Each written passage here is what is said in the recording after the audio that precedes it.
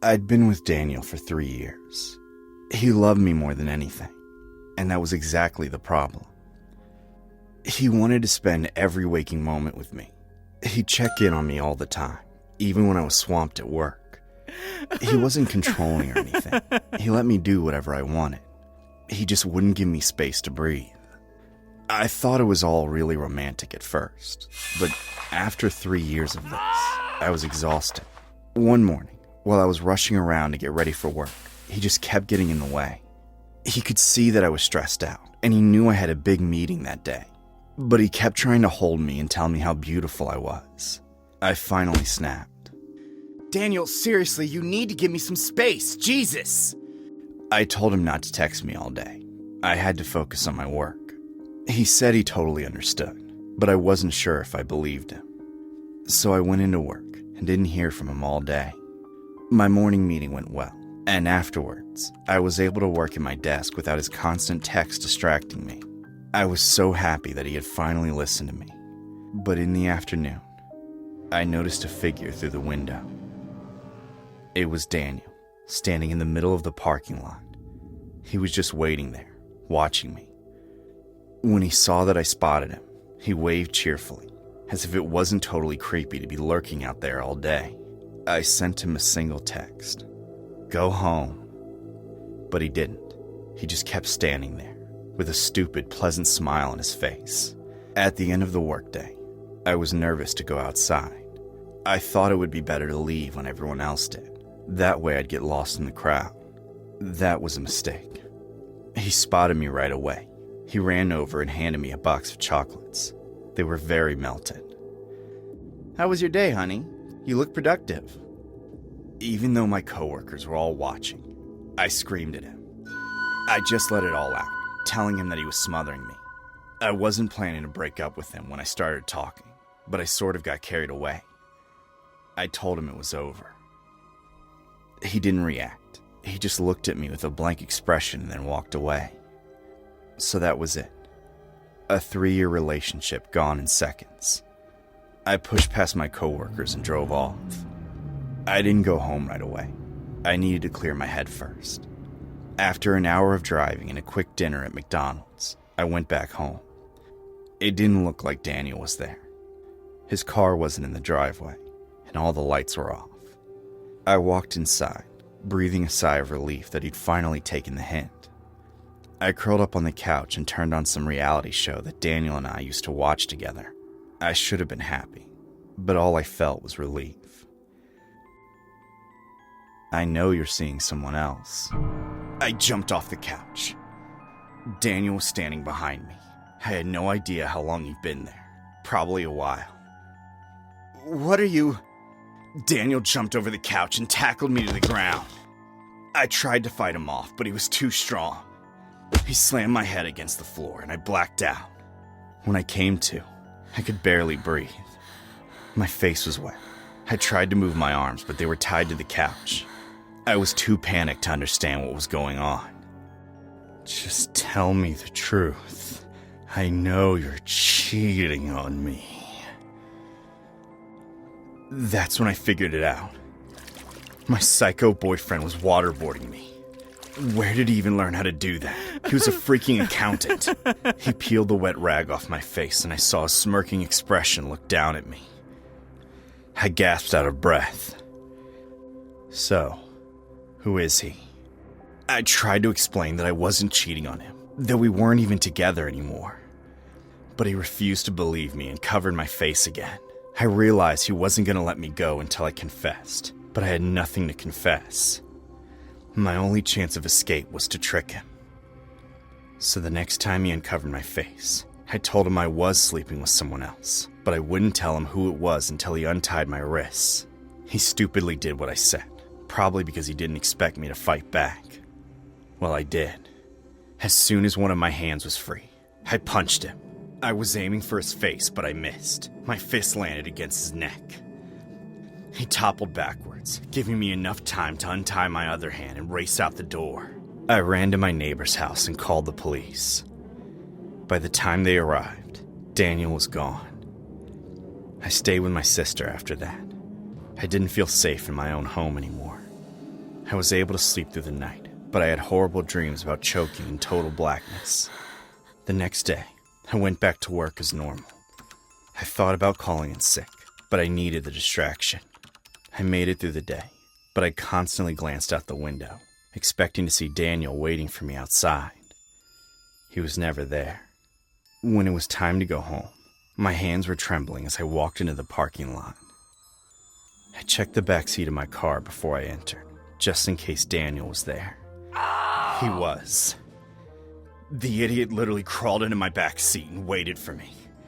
Without saying anything, I texted my coworker to call the police. Oh crap, I forgot my bag. I went back inside and watched my car through the window, making sure that Daniel was still inside. When the police came, they arrested him. He's in jail now, still ranting about how he wants me back. For now, I feel safe. I don't have nightmares anymore, but once he's released, I'm sure that'll change. No restraining order will protect me. Daniel's obsession will never go away. This story is inspired from a real-life event. In March 2016, a shocking case of abuse unfolded in Wisconsin. A guy, 22, waterboarded his girlfriend to force a confession of infidelity. Police records reveal that he became enraged after seeing her chat online with another man. He punched her in the face and later dragged her from the shower, pushing her onto the bed. Covering her mouth and nose with a washcloth, he poured water over her face, simulating drowning torture. The victim struggled to breathe, fearing for her life. The guy was eventually arrested and charged with multiple felonies and misdemeanors.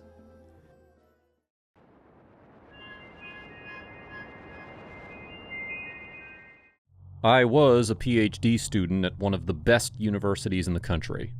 I won't tell you which one, but I'm sure you know it. I was studying microbiology under my mentor. We'll call him Dr. Marcus, though that's not his real name. Sorry for the secrecy.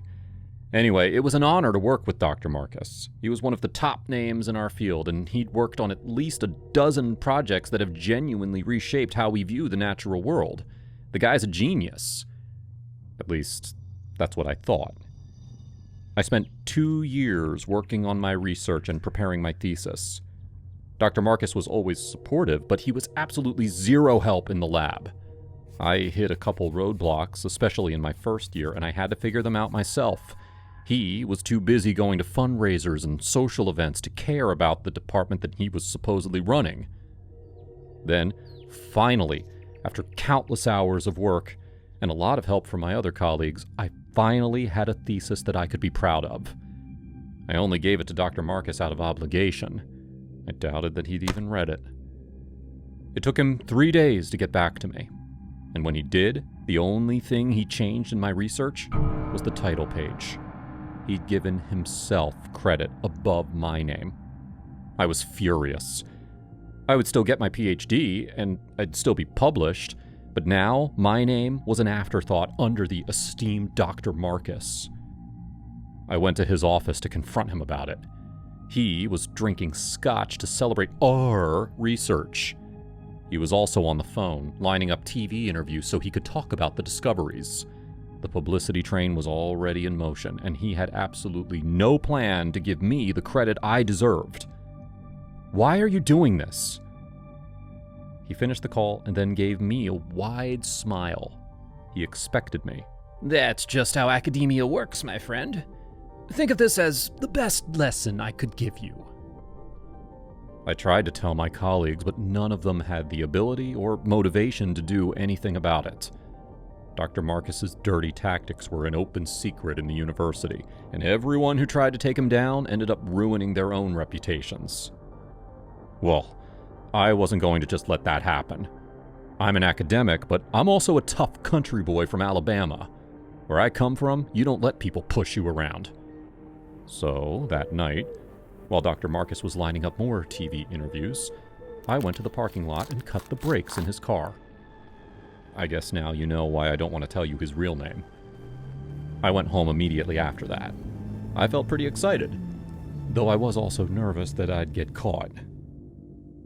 I spent the next few hours watching TV, forcing myself to stop thinking about Dr. Marcus. I kept my phone on the table, afraid of what it would show. When I finally checked it, I saw the news story on my feed. A car had crashed into a house near campus. No one was killed, but the driver was in critical condition. The article didn't mention Dr. Marcus's name, but I knew it was him. I recognized his car in the photo. In a way, I was glad he survived the crash. I didn't want to actually murder the guy.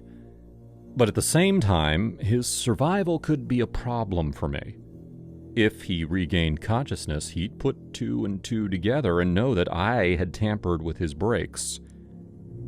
I know this sounds risky, but I went straight to the hospital to cover my tracks. Dr. Marcus was in a coma, and 2 police officers were standing outside his room. They were suspicious at my arrival, but I was prepared. I recognized his car on the news. I told him not to drive. He'd been drinking scotch all night. Is he going to be okay? They believed me, of course. They'd already checked his blood alcohol level, so it seemed unlikely that they'd check the car for tampering. Still, I was scared that once he woke up, he'd expose the truth. Weeks passed, and he still wasn't awake. I checked in on him every day, pretending to be a concerned colleague. The doctor said that things weren't looking good. If he ever came to, he wouldn't be the same. That felt great to hear. While he was in his coma, I did the TV interviews that Dr. Marcus had scheduled for himself. Most of the outlets would never interview a PhD student like me, no matter how revolutionary my work was, but since they were already scheduled, I took advantage. Very quickly, I built a name for myself, both as a prodigy in my field and as the sympathetic guy mourning the tragic drunk driving accident of his famous mentor. My life was better than ever, though I still had this baseline fear that Dr. Marcus would wake up. Then, one day, he did. It was exactly 2 months after the accident, and I was the first person the hospital called. I drove there right away, skipping a fundraising dinner that I was scheduled to speak at. A nurse was waiting for me outside his door. She explained that Dr. Marcus had been awake for an hour, and the only word he was able to say was my name. My heart pounded. He knew what I'd done. He was finally going to expose me. I was so nervous when I walked inside. Dr. Marcus was in his bed. His eyes were open, but he still looked horrible.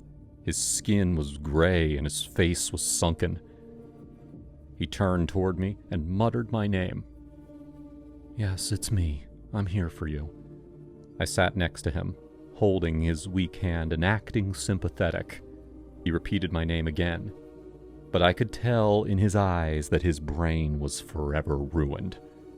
His last thought before the crash was definitely of me. Now, I was the only person he could think about, and he was too damaged to understand why. There was no way he'd ever expose me.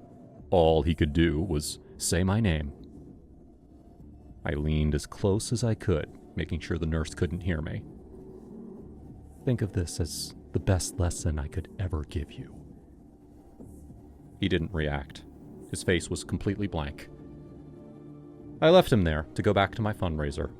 That was the last time I ever saw Dr. Marcus, though he saw me every time he closed his eyes. This story is loosely inspired from a real-world incident. In 2024, a startling crash disrupted the quiet morning hours in Wyoming, Michigan. At around 4:15 a.m., on Meadows Lane Southwest, a car slammed into a house, shocking residents. Police reported that after the crash, the occupants of the car attempted to flee the scene. Officers quickly located several of them, including the driver. Fortunately, no one inside the house sustained injuries, while the car's passengers were treated on site for minor wounds. Crews delayed removing the vehicle until the house's structural safety was confirmed. By 11 a.m., the car was towed away, and the incident remained under investigation.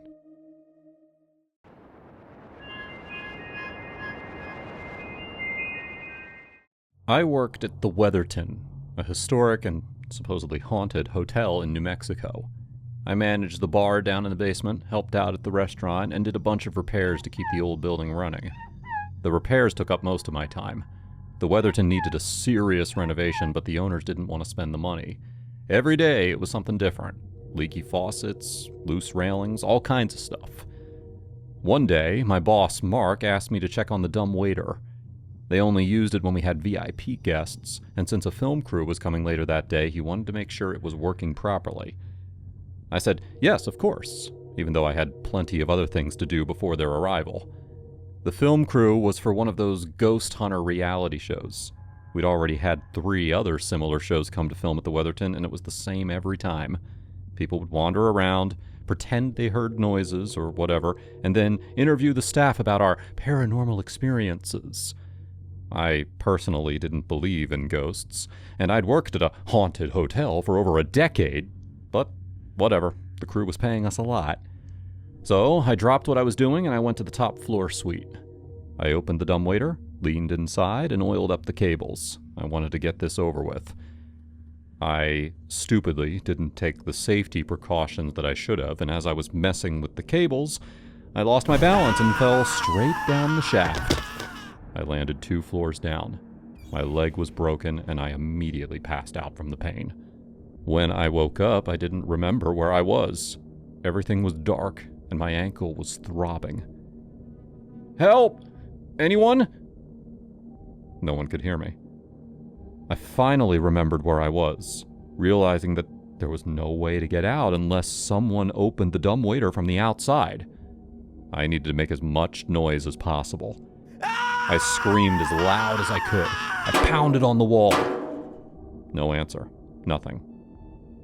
And then, slowly, the door opened. Mark was on the other side, shocked to see me. All those noises were you? I told him that my leg was broken and I needed him to pull me out. 1 second. Then he shut the door again. Not all the way. I could see him talking to the new film crew just outside. There were 3 ghost hunters, and they all seemed really excited. I could only hear snippets of their conversation, but I knew they were talking about mysterious moaning and thumping. I heard Mark's voice more clearly. I told you, the Weatherton is the most haunted hotel in America. Keep looking, I'm sure you'll hear more sounds. Once the filmmakers were gone, he reopened the door. He told me that the ghost hunters were impressed by all my noises. For the sake of publicity, he needed me to stay inside the dumbwaiter and keep sounding like a ghost until they left. Before I could argue, he closed the door again. I worked my ass off for this hotel, and he expected me to stay trapped behind the wall with a broken leg? And for how many hours? The last ghost hunting crew spent all day filming. I tried to pry open the door and let myself out, but I didn't have the strength. I was stuck. So I did what he said. I screamed. Screw you, Mark! You're the worst boss ever! I absolutely unloaded on him, screaming about all the ways that he was a terrible person, including things that I'd never said out loud before. I screamed about how he was cheating on his wife, how the hotel restaurant had to bribe the health inspector, how they only pretended to clean the sheets every day. It felt weirdly cathartic. Despite the throbbing pain in my ankle, I was able to work through all my anger. I don't know how long I was in there, screaming and pounding, but eventually the door opened and Mark helped me climb out. He said that the film crew got everything they needed, and he promised to give me a huge bonus for my work. Then, he drove me to the hospital where they put my leg in a cast. I took a few weeks off to recover. Mark wasn't going to pay me for my time off, but I made him. Otherwise, I'd tell everybody what he put me through. When I got back to work, still on crutches, life went back to normal. I was still being overworked and underappreciated, but at least I wasn't trapped behind the wall. 3 months later, our episode of The Ghost Hunters show was finally going to air. We threw a little viewing party in the lobby and invited the local media. This was big publicity for us, so Mark ran me ragged to make everything perfect. Then the episode started. On a projector screen, we watched the 3 ghost hunters introduce the hotel, interview Mark and his wife, and explore the rooms. Then they got to the top floor suite, where they started hearing the mysterious noises. Now, at first, it was just muffled moans and banging, but then my voice got clearer. One of the ghost hunters looked into the camera and explained, "It's hard to make out what the ghost is trying to say, but we have special microphones to help sort through all the background noise." My voice still wasn't very clear, but the microphones were able to pick out more of what I was saying, and every angry sentence was spelled out in subtitles at the bottom of the screen, including all the stuff I said about Mark. Mark and his wife were sitting in front of me at the time. When I mentioned his affair, she turned to him and glared. When I mentioned the health code violations, the government officials in the audience started whispering to each other. And pretty soon, the entire audience was laughing and talking as this supposed ghost revealed all of Mark's secrets. It got so bad that Mark jumped out of his seat and turned off the projector.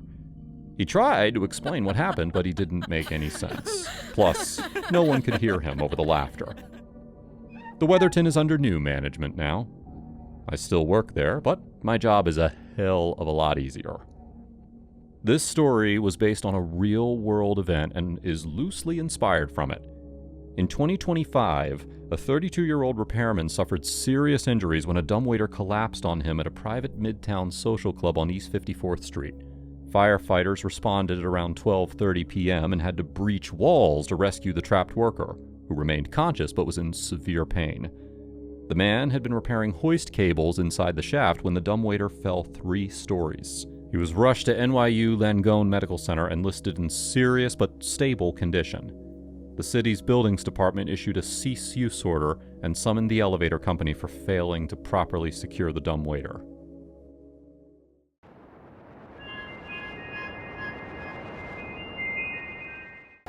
I was walking my dog in the grassy area next to the highway. I preferred to take him there instead of the park because there were less people and I didn't have to pick up his poop. It was a beautiful day, very sunny. Then, out of nowhere, I heard skidding tires in the distance. I looked up and saw a Lay's potato chip truck barreling down the road. There was a Sam's Club in the area, so it wasn't unusual to see trucks going back and forth on the highway. However, they usually didn't weave around like that. My first thought was that the driver fell asleep behind the wheel. Then I heard sirens and saw 2 cop cars trying to catch up. Holy crap, someone had stolen a frickin' potato chip truck. This was crazy. Lester, my dog, was tugging on the leash and barking like crazy. I pulled out my phone and started filming. No one would believe this unless I had video evidence. Hell, I might be able to sell the footage to the news. I filmed the truck speed past me, its sides scraping against the railing. Then, it drifted off the road and slammed into the trees literally 100 feet away from me. Still filming, I walked closer. The passenger side popped open and a man jumped out. He didn't look hurt from the crash. He glanced around, noticing my camera, before he disappeared in the tall grass. The police arrived seconds later, but he was already gone. I knew that I should give the police my footage. I had the truck thief's face on camera, but I decided not to. I figured the local news would pay good money for this video. That was the biggest mistake of my life. Lester and I walked back home before the police noticed us. When I got inside, I looked up the contact email for our state's ABC News branch and asked them how much they would pay for footage of a truck crash. It was only a matter of time before I was rolling in cash. I'd probably be famous, too. Then, I microwaved some dinner and I played video games for the next few hours. I checked my email a couple of times, but the news guys hadn't responded yet. Just after sunset, Lester started barking like crazy. He gets like that whenever raccoons are around. I didn't think anything of it, until I heard my back door creak open. My blood froze. Someone was inside my house. Now, you can probably guess that it was the truck thief, tracking me down so that he could take away the evidence I had on my phone. And you'd be right, that's exactly who it was. But I didn't realize it at the time. The thought never crossed my mind. I knew that it was an intruder, and I knew that I needed to protect myself. So I grabbed my baseball bat and walked toward the back door. I didn't see anyone, though I saw that the back door was wide open. "Show yourself! I know you're here!" "Where's the video?" I turned around. The man was standing right behind me, a knife in his hand. I recognized his dark eyes from my video. Lester was next to me, barking up a storm. He was a Chihuahua, though. There was no way he could protect me from an intruder. I held the bat in front of me, though he could probably see that my hands were shaking. "Okay, just don't hurt me." He demanded that I get my phone right now. His crazy eyes told me that he meant business. I backed away from him until I reached the table where I'd left my phone. I felt like such an idiot for not uploading the video to my computer as soon as I got home. Give it to me. I didn't. Not yet. I had to ask him something first. "Why did you steal a potato chip truck, man?" He laughed. Because I like potato chips. Fair enough. I got ready to hand him my phone, but before I did, I thought about all the fame and fortune I could get if I kept it. I really wanted to be on the news, and I couldn't let him rob me of that. So I pretended to hand it to him. He reached out, his knife held to the side, and I raced up the stairs as fast as I could. He chased after me, screaming. I made it into my bedroom and locked the door. I was safe, but he still wasn't leaving. He pounded on the door, demanding that I give him my phone. He went silent for a while, and then I heard a loud bang. He was using a chair or something to break down my door. I had to get out of there. I ran to my window. That was my only escape. It was a long drop from the second story, but I could handle it. I'd actually climbed out of this window a couple times before. Don't ask. So I pushed my body over the windowsill. I prepared to jump, my feet dangling under me, when I heard my bedroom door break open. This criminal would reach me in seconds. I slid off the edge and fell just as the man tried to stab me. Well, at least I tried to fall. I ended up hanging in the air. The knife had cut through my jacket, pinning it to the sill. Thank God he didn't stab me. Unfortunately, I got all tangled up in my jacket, so I couldn't lower myself down. I was stuck there, dangling. My phone dropped out of my hand and broke on the ground below me. I twisted around trying to free myself, but I couldn't. A minute later, the man was standing under me in the yard. As he picked up my fallen phone, I tried to kick him. That just got me even more tangled up. He laughed. Now that he got what he came for, he started to run away. Then he stopped and walked back. "They're really stuck, huh?" I didn't answer him. I was too angry. The next thing I knew, he grabbed my pants and pulled them down to my ankles. Then he ran away. I ended up hanging there for 10 minutes before the police arrived to help me down. By then, the criminal was long gone, and literally all of my neighbors had gotten videos of me, pantsless and helpless, hanging out of my window. It was beyond mortifying. But at least I got what I wanted. My video was all over the local news. This story has been inspired from a real-world incident. On January 10th, Converse PD and the BCSO were dispatched to Walmart located in the 8000 block of FM 78 in Converse after receiving a call for theft of a vehicle. As BCSO patrol deputies were responding, dispatch notified deputies that the vehicle was a Ruffles Lay's Chips box truck. Not far from the original scene where the theft occurred, the suspect of the Ruffles truck turned onto Cavendish Court and jumped from the moving stolen truck, which then crashed into a pickup truck, causing it to crash into the garage door of a residence. The suspect, Jeff Jetton, 27, began fleeing on foot and jumping fences in the residential neighborhood. After a lengthy foot pursuit and search for Jetton, BCSO deputies were able to apprehend him.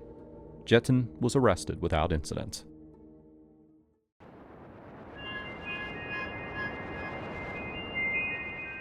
My sister Sally was staying at my apartment for a few days while her husband Benjamin was on a business trip. They'd only been married for less than a year, so she missed him a lot. I tried to cheer her up, but she kept thinking about Benjamin. On her first morning here, I decided to surprise her with donuts. There was a Dunkin' Donuts on the other side of town, so I drove there before Sally woke up. It was pretty far, but I knew that Dunkin' was her favorite. I went up to the counter and ordered a half dozen for us to share. I wanted to hurry back before Sally woke up, so I was in kind of a rush. It wasn't until after I gave the cashier my money that I noticed two people sitting in the back of the restaurant. When I turned to look, I was shocked to see it was Benjamin and some woman I'd never met before. Benjamin was looking away, trying to hide his face, but I knew it was him. He should have been out of town on his business trip. The only explanation I could think of was that he lied to my sister. He was cheating on her. I paid the woman and walked right over to their table. I asked Benjamin what he was doing there, and he said that he and his coworker had dropped in to pick up some donuts for his work conference. I knew that was a bold-faced lie. They only had 2 donuts, one each, and both were already half-eaten. The woman he was with instantly turned red when she heard him lie to me. I guess that was the moment she realized that they've been caught. I was furious. Sally loved her husband more than anything, and knew that she wouldn't believe me if I told her the truth. So, pulled out my phone and snapped a photo of the 2 of them sitting together. I didn't say anything else. I turned around and walked back to the counter, where my box of donuts was waiting for me. I grabbed them and hurried out of the restaurant. Benjamin shouted, "Wait!" as I left, but I didn't stop. I got into my car and just sat there for a long moment, trying to collect my thoughts. I knew that as soon as I got back home, I'd have to break the news to Sally, but I really didn't want to do that. I turned on the ignition and drove out of the parking lot. Once I got onto the street, I noticed that Benjamin's car was following me. He must have rushed out of the restaurant without me noticing. The roads were pretty empty at this time of morning, and his beat-up Nissan was the only other car on the road. He wasn't even trying to hide the fact that he was following me. He was speeding, and for a second, it felt like he was going to run me off the road. I sped up, and so did he. We were both driving really fast. He started honking and flashing his lights. He wanted me to pull over. I didn't know Benjamin that well, but he always seemed like a calm, slightly boring guy. I'd never seen this side of him before. I'd also never been involved in a car chase before, and I was terrified. I felt my whole body jerk forward as he slammed into the back of my car. I lost control and skidded off the road. In less than a second, I crashed into a tree. It happened so fast, I didn't feel any pain, but I guess I blacked out. When I came to, I was stuck behind an airbag. I couldn't see anything, and I felt my face throb. My nose had been broken on impact. I heard voices at my side, and I knew that it was Benjamin and that woman. "Is she dead?" the woman asked. I heard Benjamin say, "I sure hope so." I felt his hand reach into my pocket and pull out my phone. He was deleting the photo that I'd taken. Then I heard a crunch and could only assume that he'd taken my phone and smashed it. "What if she's still alive?" the woman asked. Her voice sounded much more concerned than his. I couldn't tell if she was upset about what they'd done or just about the possibility of getting caught. Then I heard him comfort her and say that he'd handle the situation. After that, I felt Benjamin's hands grab my arm as he tried to pull me out of the wreckage. I was aching all over, and I knew I didn't have the strength to fight him off. The only thing I could do was pretend to be dead as he pulled me out of the wreckage and then try to run off before he could kill me. I felt excruciating pain all through my body as he pulled me out and threw me onto the ground. It took all my mental strength to keep my eyes closed and pretend that I was already dead. I laid on the ground completely motionless as Benjamin told the woman that he'd be right back. He needed to get a rock. Now, I could hear the woman starting to cry. She was muttering something to herself, but I couldn't make out the words. I knew that this was my only chance to escape. Moving as fast as I could, I pushed myself off the ground and started limping back toward the road. Thankfully, the woman didn't try to grab me, but she screamed and got Benjamin's attention. I looked over my shoulder and saw him racing toward me as I sped up. There was a pretty steep incline along the edge of the road, and it was hard for me to keep going. One of my ankles was probably broken. Just as I reached the asphalt, Benjamin grabbed me by the shoulders and pulled me back. I toppled down the incline and landed painfully on my broken ankle. I was in so much pain I could barely breathe. Benjamin stood over me and asked, "Why do you have to take that photo?" I tried to beg him to let me go, but no words came out. I tasted blood filling my mouth. "Don't move," he said. "It'll be easier that way." I watched in horror as he picked up a rock and raised it over his head. He was going to drop it right on my face. It was huge. It would have killed me instantly. I lost all hope. I knew that these were my last moments on Earth. But before he could do it, the woman ran towards us and tackled Benjamin to the ground. The rock fell with a thud onto the dirt. "Let me do this," Benjamin shouted in her face. "If she lives, we're both going down." "But people are watching," the woman said. Slowly, I raised my head and looked back toward the street. Several drivers had gotten out of their cars and were looking down on us from the sidewalk. They saw what Benjamin was trying to do. One of them was filming the whole thing on his phone. Without saying anything, Benjamin ran away, leaving the woman behind. The woman slowly raised both her hands, as if she was about to be arrested. I don't know what happened after that, because I passed out from the pain. I woke up in the hospital. I must have been on some pretty strong pain medication, because I was tingly all over. Sally sat next to my bed, but when she saw that I was awake, she jumped up. "Are you okay?" she asked. "I think so," I said. Sally told me that Benjamin was still missing. The police were looking for him, and it was only a matter of time before he was caught. The woman he was with had already been arrested. Then, Sally started crying and said she was so sorry that her husband had done this to me.